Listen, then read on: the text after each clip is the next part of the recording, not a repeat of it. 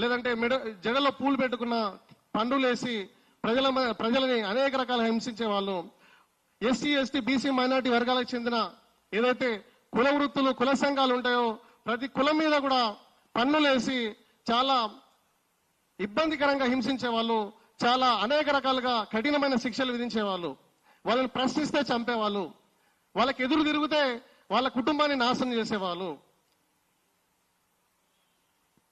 వ్యవసాయం రైతులు చేసుకుంటే వ్యవసాయ కూలీలుగా కాకుండా వాళ్ళను ఆ వ్యవసాయ పనుల్లో చేసే ఒక బానిసలుగా మలిచి వాళ్ళు పండించిన పంటల్ని దోచుకునే వాళ్ళు. ఇట్లాంటి అస్పష్టమైన అసలు మనిషిగా బతకడానికి అవకాశం లేని సమయంలో అట్లాంటి కాలంలో ప్రజావీరుడు పండుగ సాయన పుట్టిండు.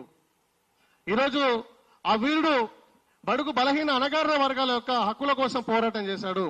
వాళ్ళని బానిసత్వం నుంచి విముక్తి చేయడం కోసం పోరాటం చేశాడు. ఆ రోజుల్లో చదువుకోవడమే నేరం అనుకున్న రోజుల్లో మహిళలకి బొడ్డెమ్మ భజన మండల ద్వారా బొడ్డెమ్మ మండలిని ఏర్పాటు చేసి విద్య చెప్పించిండు. ఈరోజు మనం ఏదైతే సమాజంలో అన్ని వర్గాల వాళ్ళు అన్ని కులాల వాళ్ళు సమానత్వం కావాలంటే ఖచ్చితంగా కులాంతర వివాహాలు మతాంతర వివాహాలు జరగాలని చెప్తున్నారు. ఆ కులాంతర మతాంతర వివాహాలు చేసిన గొప్ప సంఘ సంస్కర్త ప్రజావీరుడు పండుగ సాయన్న.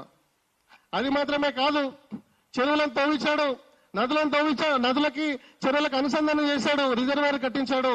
ఈరోజు ఉమ్మడి మహబూబ్నగర్ జిల్లాలో కావచ్చు, ఉమ్మడి రంగారెడ్డి జిల్లాలో కావచ్చు, ఎన్నో చెరువులను ఈరోజు ప్రజావీరుడు పండుగ సాయన్న కట్టించాడు. ఆ చెరువుల ద్వారా పుష్కలమైన వ్యవసాయం చేసేవాడు. సో చెరువులు తవ్వించి కూడా రైతు బాంధవుడయ్యాడు. ఇట్లా చెప్పుకుంటూ పోతే ఎన్నో సామాజిక సాంస్కృతిక లేదంటే రైతులకు సంబంధించి లేదంటే సమాజంలో మార్పు తీసుకురావడం కోసం, బానిసత్వం నుంచి విముక్తి చేయడం కోసం, ప్రతి ఒక్కరిని ఆత్మగౌరవం కోసం బతకడం కోసం పోరాటం చేసిన గొప్ప యోధుడు ప్రజావీరుడు పండుగ సాయన్న. ఈరోజు అట్లాంటి వీరుని చరిత్రను ఈరోజు హరిహర వీరమల్లు అనే సినిమాతో అట్లాంటి వీరుని చరిత్రను తీసుకొని ఒక కల్పిత పాత్ర, చరిత్రలో ఎక్కడా లేని ఒక పాత్రను తీసుకొని ఈరోజు హరిహర వీరమల్లు అనే చిత్రాన్ని ఈరోజు నిర్మించే ప్రయత్నం చేస్తున్నారు దర్శక నిర్మాతలు.